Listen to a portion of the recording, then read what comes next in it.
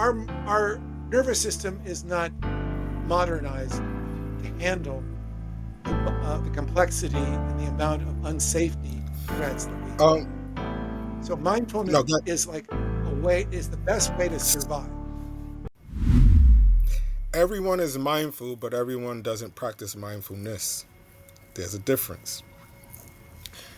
I'm gonna give you an example. You ever have a meeting or you're going to face an altercation and you start to think about what you're gonna say, and then think about what that person is gonna say, and think about what that person is gonna say? You're being mindful in the moment of a conversation that you're heading towards. So you're being mindful, but that's not the practice of mindfulness. The practice of mindfulness is something that we all should do, something that we all can do, and something that will benefit all of us, regardless of what age, race, or gender. When I first started with meditation or teaching meditation, after I got my certification through the Chopra Foundation, I, like many people, thought I can't meditate. I can't quiet my mind. But that's not what meditation is. That's not what mindfulness is. And for those of you who are listening, who may be in business, who may be running high impact community organizations, who may be an executive,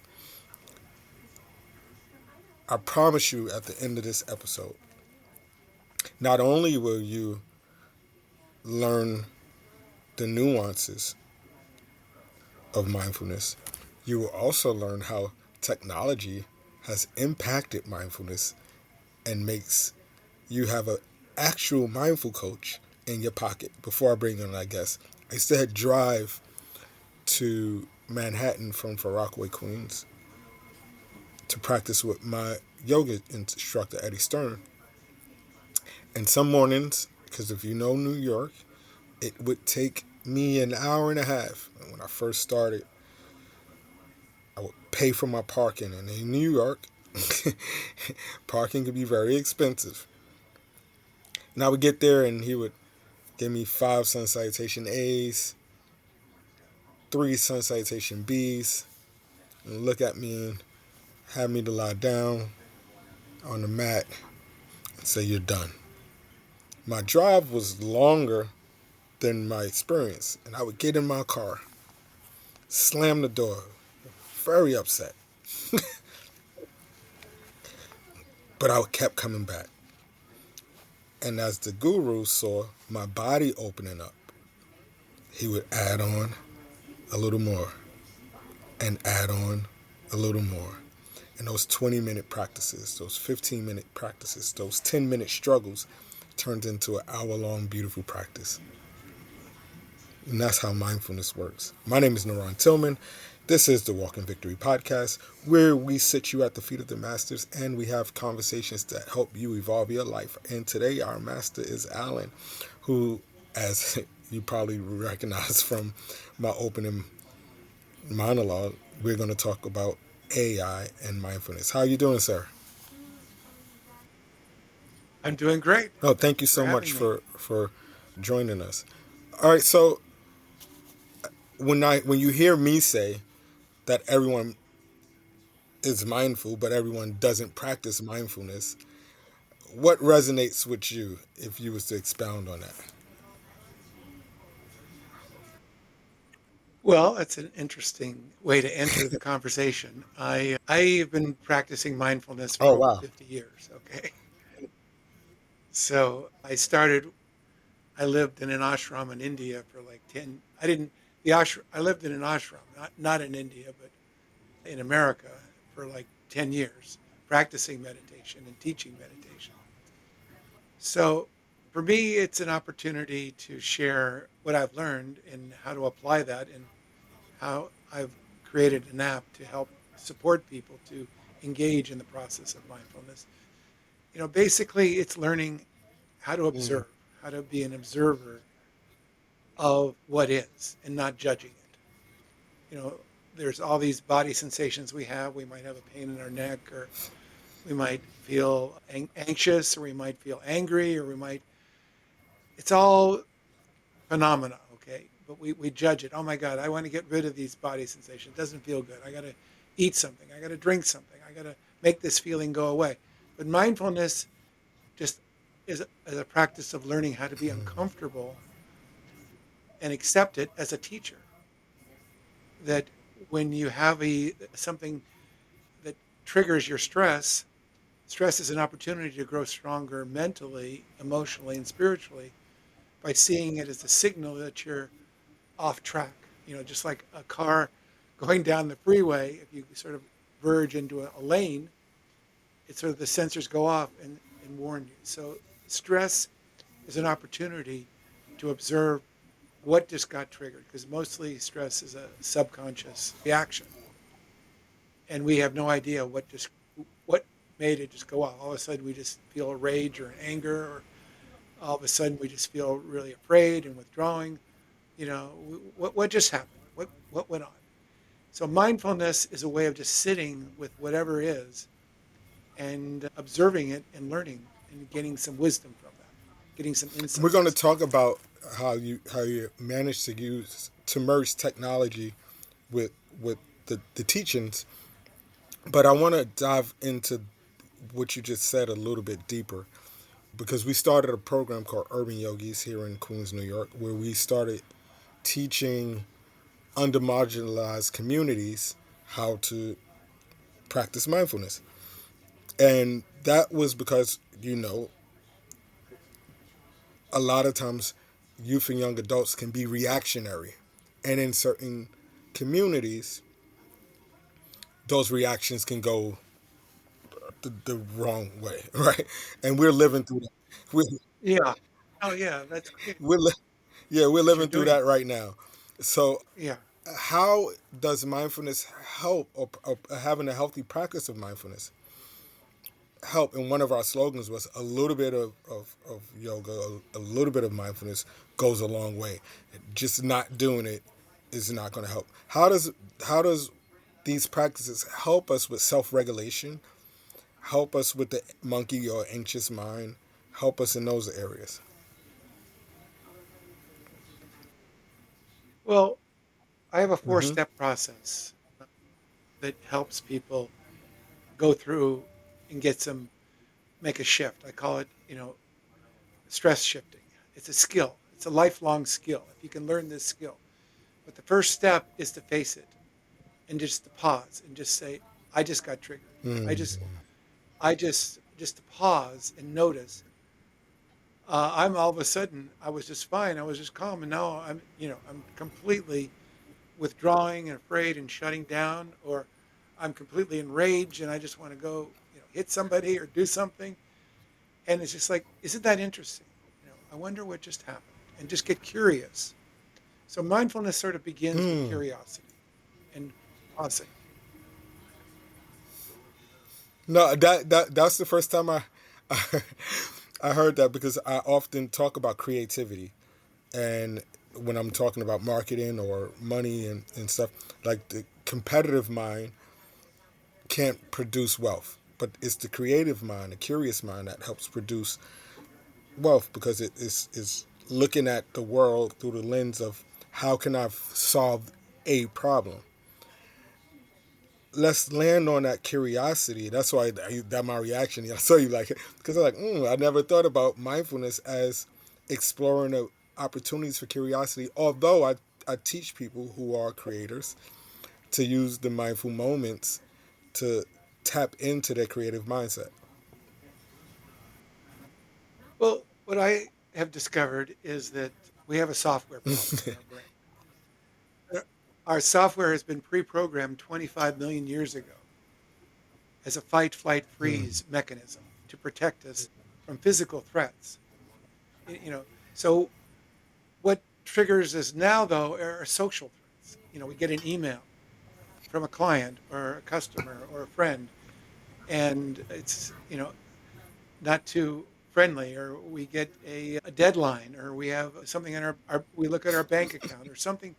All these things around us can trigger us because we feel threatened, because we don't feel safe. So our sympathetic nervous system has this director called an amygdala. It sits in our brain. It's like a smoke alarm. Okay, a smoke alarm just sits there and just monitors the situation, and then all of a sudden it just goes off, and it's just like, oh my god, there must be a smoke or fire somewhere.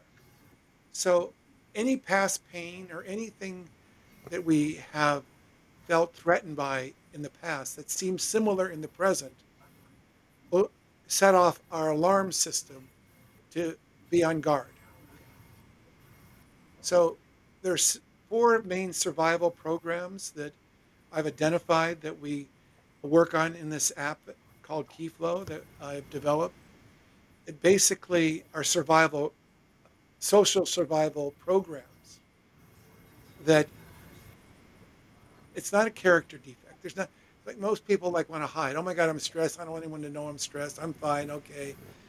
But we're all getting triggered all day long. And the problem is not that you're getting triggered. The problem is that you don't know how to turn it off.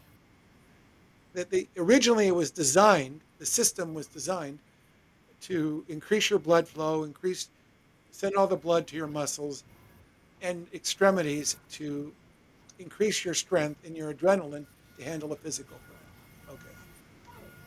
But it would just turn off. It's just like my dog. If the UPS man or the FedEx man comes, his job is to alert us there's a possible threat. He's been programmed as a guard dog. Okay. But a few minutes later, he goes back to sleep or he's calm, whatever. But the problem with us is that we are we have so many social threats. Just read the newspaper or turn on the TV or watch the news or whatever. It's like we're constantly activating, and it's creating cortisol and adrenaline that causes inflammation in our body and keeps us in an unhealthy state inside because our stress response system is totally being activated all the time. So mindfulness is the reason why it's non-judgmental is don't take all this stuff personally. Okay. It's just bad software. It's like running a Stone Age old DOS operating system in current day situation where you have an iPhone. I remember we used to just have little floppy Yeah, disks yeah, and yeah. stuff in the 80s. Okay, and now it's like you have tons of gigabytes just on your phone. So our nervous system is not modernized to handle the complexity and the amount of unsafety threats that we have. Um, So mindfulness no, that, is like is the best way to survive because it keeps your upper part of your brain, your prefrontal cortex, which is your creative brain, is shut down and hijacked when you get stressed, and you lose consciousness when you're stressed. So the way to survive, the best way to survive, is mindfulness by knowing how to go get back into the calm part of your nervous system, the parasympathetic nervous system. It's a natural state. So if you can just understand, it's a nervous system regulation issue, not a psychological issue. can you talk to me real quickly about, let's say me, I grew up in New York City, and one that's already in you're in the West Coast, so that's already a high populated community and all that other stuff. But when you live in what they call the projects, right? And I grew up during the war against drugs era, the birthing of gangster rap era, and we have all of these. We already are born with an innate negative bias, and we have all of these things compounding the negative bias. We had the sugary drinks, the Chinese food dinners, the, all of these things. How is if we look at a person that has that kind of profile, separation in the home, low income, all of these things start to pile on and pile on, pile on. Lost of friends, is it more to unravel, or it doesn't matter how much? load a person carries within their body, because our bodies tell a story. Well, everyone has a body. If you went to a gym, would all those things matter if you went to a machine and just started pumping iron? Your muscles aren't going to know all the sugary drinks or all the his, historical incidences you had and all the traumas you had. If you just sit there and you just keep pumping the iron, your muscles are going to get stronger. Okay. So if mentally, if you can take the metaphor and the example, if you just start practicing mindfulness, it's a skill, it's a lifelong skill, and it's going to strengthen your nervous system. It's going to strengthen your awareness. It's going to make you insightful person. And that's the key to change is having insights. So by being an observer and not judging all your traumas or all your worries or all your obstacles, you have a way out. It's an escape route, you might say, to because ultimately we're human beings before we're human doings. I'm gonna steal that from you.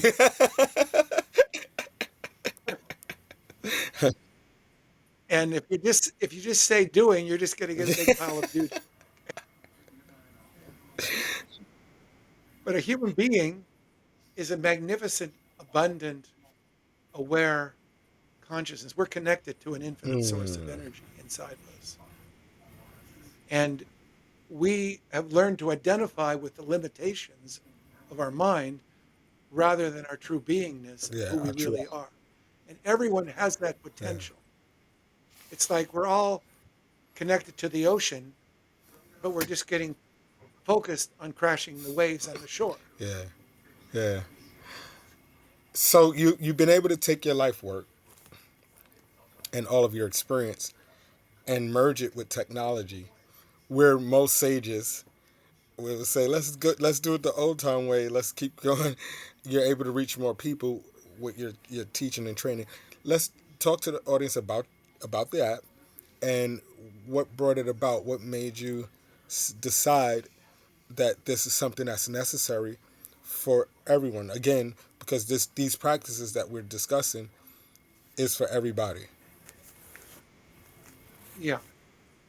Well, I have a software company. We create business software. We have clients all over the world. We do actually have a number of stores in New York that we manage, a number of bakeries in Brooklyn that we manage, and we run their whole business with our software. But so I combined my meditation and mindfulness background with my technology skills to create an app in the App Store in 2011 called Stress Shifter, and it reached people all over the world. And now with AI coming out, and we do a lot of stuff with AI to transform businesses using AI. But now I'm using AI to create an AI agent called Kifu. Kifu comes from Sifu, which is a martial art.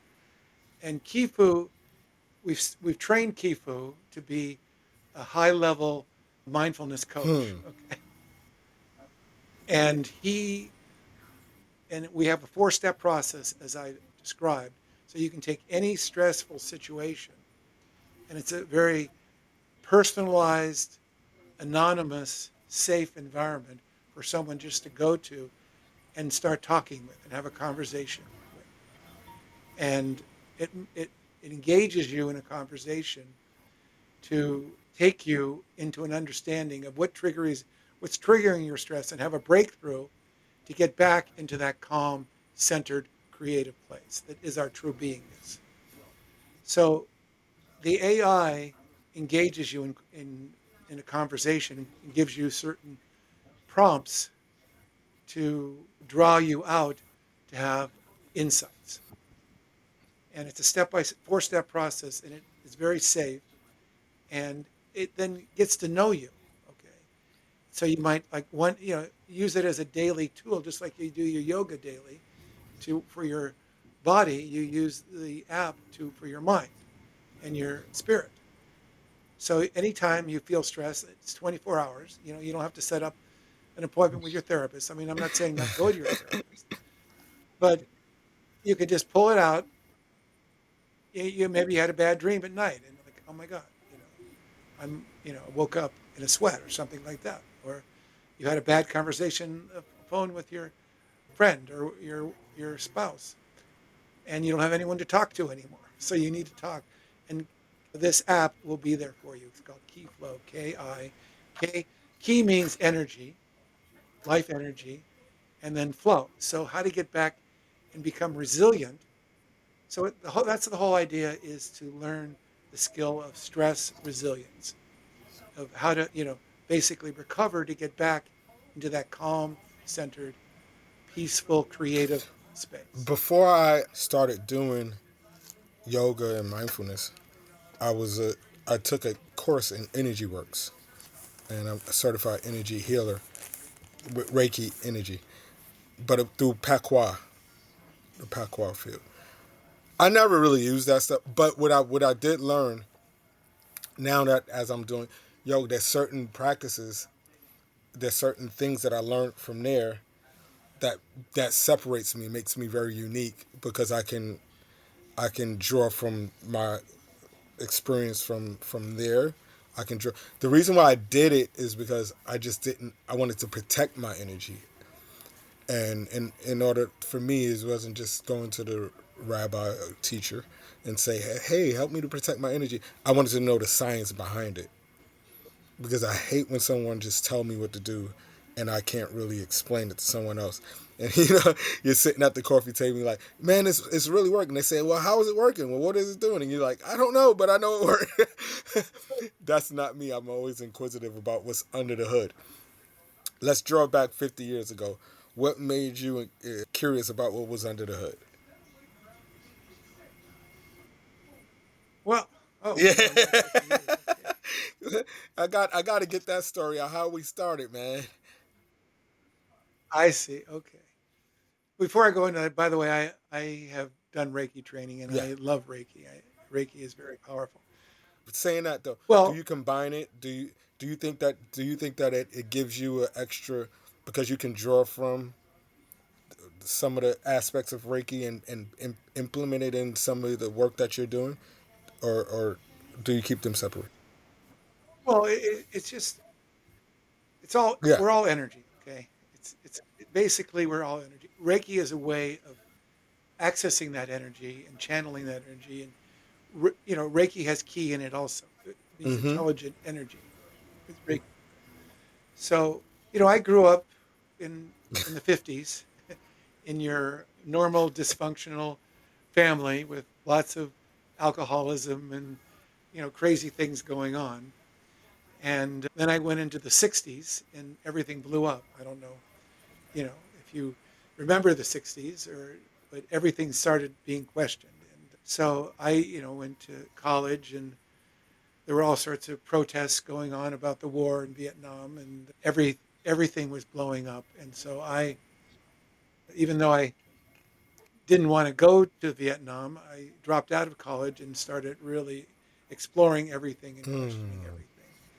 And I gotten very involved in protesting the war and worked with a lot of people in the peace movement. And then I got very involved in the inner peace movement. And that's when I met this guru from India, and I was initiated into this meditation. But it takes many years Yes. of practice to really understand who we really are and what potential we really have. And so, you know, I got very interested in how to take this experience of meditation into the workplace. So after I left the ashram, I created a seminar called Winning at Work and at Life. And it was all about how to take this experience of peacefulness and calm and practice it while you're at work, which is a very stressful environment. So I ended up, doing an infomercial on TV, selling my tapes back in the 90s. People don't have tapes anymore. You can't even play them. But so I've been on this path for a while, and then I ended up getting involved in I would really loved software, and I was one of the first people to buy a Macintosh. back in 1985. Definitely dating myself here. So I don't know. That's a Yeah, sprinkling of my that's a path. I great. don't know if That you no, have any that's a great. questions. I'm glad I asked the question because it shows the arch, right?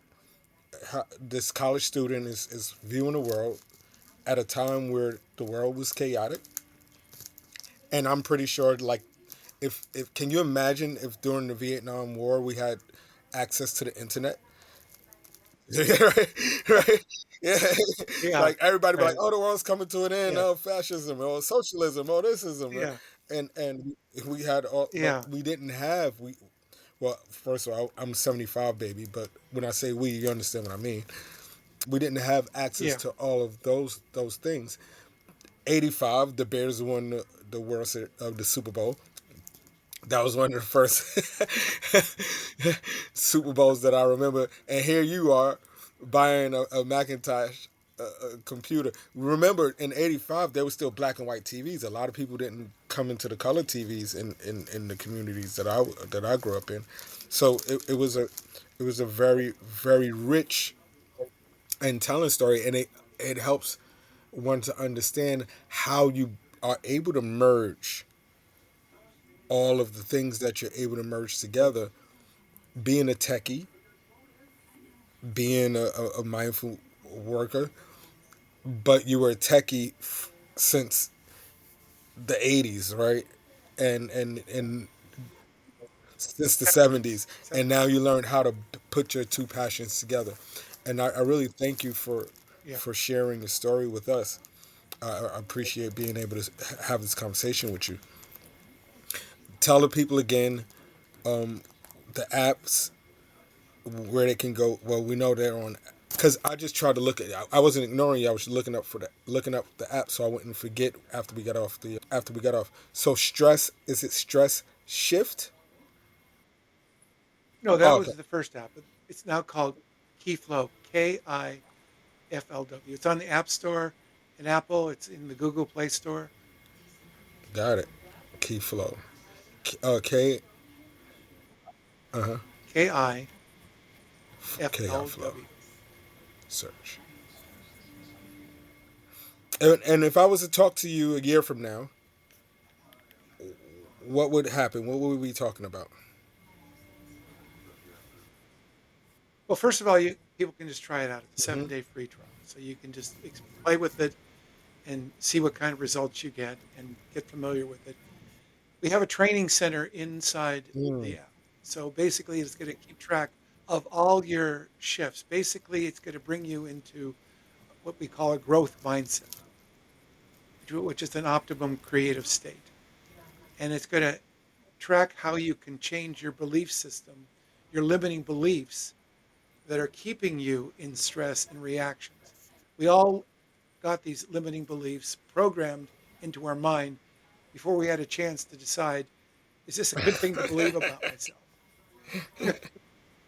But we ended up believing, I'm not good enough of this, or I'm not pretty enough, or I'm not smart enough, or I'm not competent, or something's wrong with me, or I'm no good. And that just sits in our subconscious Mm. unexamined.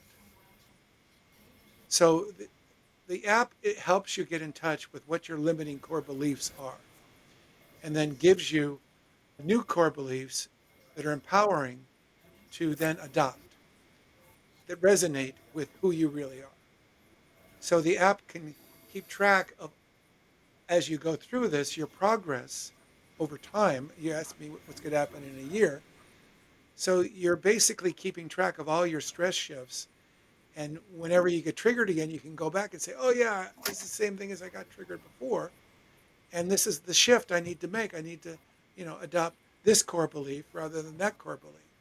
Because your core beliefs just sit there and continue to operate. So if you feel like you're not a lovable person, you walk into a room and you're spotting all the possible Yeah. threatening people Validate who could reject you. that. And you're going to avoid them, and you're going to seek out the person they're going to give you approval. So one of the strategies to is you want to seek approval to get people to like you, But underneath, if you still believe you're not likable or you're not lovable, no matter how many times you've proved yourself or how many good deeds you've done or how many people are your friends, if you don't believe inside, you don't let that Mm. love in. You don't allow yourself to be liked because you got programmed. I'm not likable. I'm not lovable. Everyone's going to end up abandoning me. They're going to end up finding out. And so I don't want people to get too close to me. So until you let go of believing that, it's all stress comes from you have a threat, a seeming threat, a perceived threat, times your belief that that threat is real. So, I could have a snake in my office here, and I could say, "Oh, that's cute. It's got all these colors. It's got a nice skin. It's very friendly." Or I could, "Oh my God, a snake! I got to get out of here. It's going to hurt me." It's like the other night, a skunk came in our backyard, and our dog went up to the skunk and got skunked. Okay, and now that skunk feeling is all Yes, over and our it's hard to house. get out. So, the dog saw the threat, and then now he's like, learned his lesson to get close to the skunk. So you grow up in the projects or you go down the street, or there's so many perceived possible threats that you Yeah. could have. Or you could see, oh, here's another human being. It's friendly. You're going to say hello and open up and see what we can, engage in a conversation. But it's all going on in the background of your mind. It's not conscious. 95% of the time, we're Subconsciously. operating Yeah. subconsciously. Yeah. Well, there you. So the app over time is going to help you discover and learn and get to know yourself so you don't get triggered and these triggers go away. So you're going to reduce and and transform what used to trigger you will no Well, longer there trigger you you. have it, everybody. I told you we sit you at the feet of the masters, and you just had a master class in mindfulness and the merge of mindfulness and technology. Listen, we don't ask you for cash apps, Venmos, and any of those other things, but what we do ask is that you support our guests. All of Alan's information, the app, and his website, social handles are all in the description. Go and follow him, because I'm pretty sure he gives you some information that is useful on a daily, day in, day out basis. And not only that, hit like, subscribe, and if you're listening on a platform where you can leave a comment so that these conversations can get to the ears of other people. Our book, probably by the time you're listening to this, is out. Awakening I Am, Internal Awareness in the AI Age. We want to show you that context prompting for the AI is just like prompting for our mind. And the better we become at it, as Alan just said, we start to reduce those triggers. We start to reduce those things that harm us. And you're talking to a person that has a trigger based mentality. But I'm so glad that there are tools out there to help us to get away from those things that triggered us in the past. You don't have to walk around in triggers. You don't have to walk around making excuses. Alan is now a part of the Walk in Victory family, and together we walk in victory. Enjoy your rest of your day. Peace.